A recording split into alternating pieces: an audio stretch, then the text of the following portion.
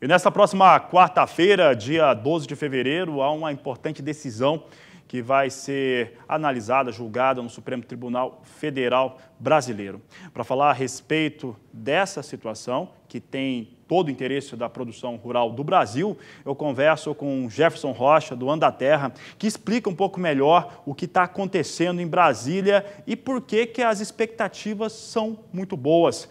Jefferson, obrigado por participar mais uma vez aqui no Canal do Boi. Esta próxima quarta-feira deve ser marcada pela confirmação de uma notícia muito positiva para o setor rural brasileiro. É isso mesmo? Boa tarde.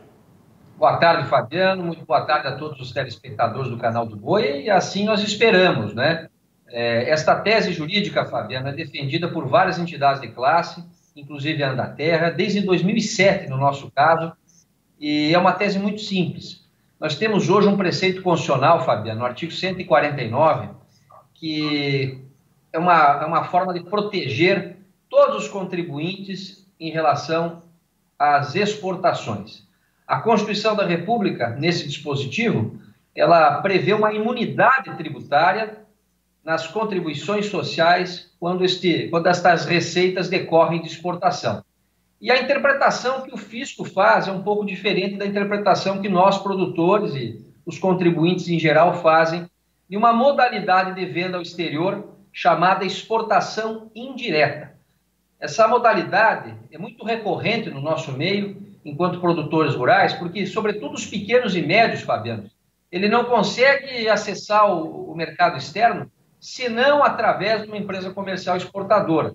Porque o pequeno e o médio produtor não tem escala para vender direto lá no exterior e precisa desta ajuda, vamos dizer assim, para poder acessar o mercado externo. Então, quando você vende a soja, quando você vende o boi vivo no exterior, quando você vende café, enfim, várias commodities aí que são comercializadas através dessas traders, a comercialização que se dá lá na última ponta, mas vamos dizer, essa triangulação, esta remessa do produto à trader, né, a comercial exportadora, ela vem sendo tributada pelo fisco. A Receita Federal, ela entende, através de uma instrução normativa, a 971 de 2009, que esta venda para a Trade Company é uma comercialização interna e passa a tributar, passa a exigir o recolhimento do Fundo Rural. No entendimento do contribuinte, no entendimento dos produtores, esta venda para trader, ela se equipara à venda direta ao exterior. Na prática, então, toda a comercialização de soja, por exemplo, que nós fizemos a Bunge, a Cargill, a ADM, né? Cerca de 80% dessa comercialização que foi destinada ao exterior, ela deveria ser imune ao recolhimento do Fundo Rural, da contribuição social rural. No caso, se o Supremo confirmar a tese do contribuinte, confirmar a inconstitucionalidade dessa instrução normativa 971/2009, nós, produtores, estaremos desonerados do recolhimento do Fundo Rural quando vendemos a nossa produção para traders com a finalidade específica de exportação. Isso tem um impacto enorme para a nossa cadeia do agro, um impacto muito positivo, né? E nós esperamos, evidentemente, aguardamos aí ansiosos que o Supremo confirme aí a tendência de julgar inconstitucional essa instrução normativa e reconhecer a imunidade tributária a todos os produtores rurais brasileiros. Jefferson, um dos ministros, o relator, ele já se posicionou, né, contra essa instrução normativa. E, pelo que se sabe, outros ministros também devem seguir essa linha. São necessários 5 votos para que para que não se aprove essa instrução normativa que foi imposta à exportação de produtos agropecuários brasileiros? Isso mesmo, Fabiano, porque esse julgamento desse lead case, desse caso em repercussão geral, ele já havia sido iniciado no plenário virtual do STF. E lá no plenário virtual nós já sabíamos o voto do relator, o ministro Luiz Edson Fachin. Paralelamente a esse lead case, existe uma ação direta de inconstitucionalidade com o mesmo objeto, né? Nesta ação direta, o relator é o ministro Alexandre de Moraes. E também lá no plenário virtual teve início o julgamento com a proclamação do voto do relator Alexandre de Moraes. Então, o ministro Luiz Edson Fachin e Alexandre de Moraes já votaram no plenário virtual favoravelmente à tese do produtor rural pela inconstitucionalidade da instrução normativa e pela imunidade tributária nas exportações indiretas. Então, nós sabemos, vamos dizer assim, o voto desses dois ministros. No entanto, né, como houve um pedido de destaque pelo ministro Luiz Fux, o julgamento se inicia do zero, né? Esses votos não são aproveitados. E eles, é claro, votaram aí no final do ano passado, a tendência é que mantenham o mesmo posicionamento. Então, nós já sairíamos de 2 votos. Na atual composição do STF hoje, Fabiano, nós temos 2 peculiaridades. O afastamento do ministro Celso Mello e o impedimento do ministro Barroso. Celso Mello parece que fez uma cirurgia, vai estar afastado, não vai estar presente na próxima semana. E o ministro Barroso, ele deu um parecer, enquanto advogado, justamente nesta situação e justamente a favor também da tese dos produtores. O parecer do ministro Barroso é pela inconstitucionalidade da instrução normativa e pelo reconhecimento aí da imunidade tributária nas exportações indiretas. Então, ele se deu por impedido, não vai poder votar. Nós temos 2 ministros a menos na contagem dos 11. De maneira que dos 9 que sobram, né, nós precisamos aí de 5 votos. Já temos em tese 2, precisaríamos mais 3. Então, a expectativa realmente é muito positiva, é muito favorável.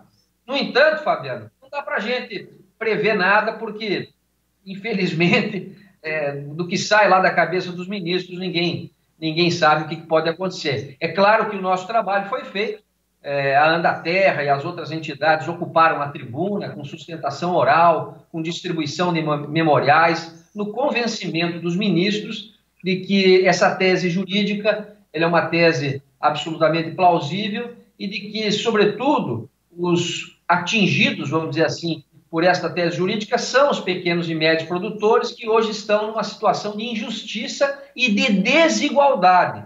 Até na oportunidade que eu tive de usar a tribuna, eu deixei bem claro, para desconstruir um pouco a imagem que o procurador da Fazenda havia feito, que essa tese jurídica não beneficia as grandes agroindústrias. Pelo contrário, essa tese vem em socorro dos pequenos e médios. Por exemplo, eu citei um produtor em Santa Catarina, lá de 300 hectares. Como é que ele vai competir com o mesmo sojicultor no Mato Grosso com 60 mil hectares? Ora, o produtor grande lá do Mato Grosso, que eu dei o exemplo, ele vende diretamente ao exterior e já goza dessa imunidade tributária do artigo 149.